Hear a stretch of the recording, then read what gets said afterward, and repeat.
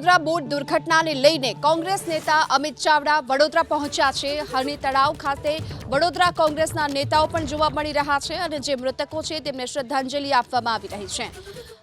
તો વડોદરાના કોર્પોરેશનના વિપક્ષના નેતા અમીબેન રાવત પણ જોવા મળી રહ્યા છે। આ સાથે અન્ય કોંગ્રેસના નેતાઓ છે। વધુ વિગતો મેળવીએ સંવાદદાતા લોરેન્સ પરમાર પણ અત્યારે આપણી સાથે જોડાઈ ચૂક્યા છે। લોરેન્સ, શું અપડેટ? ગીતા, વાત કરીએ તો ગઈકાલે વડોદરાના હરણી લેક ઉપર જે દુર્ઘટના સર્જાઈ અને તેની અંદર 12 જે બાળકો સહિત 14 લોકોના મોત થયા હતા। કોંગ્રેસ અત્યારે વડોદરાના હરણી લેક ખાતે પહોંચી છે અને તમામ શ્રદ્ધાંજલિ અર્પણ કરી રહ્યા છે જે મૃતકો છે તેમને।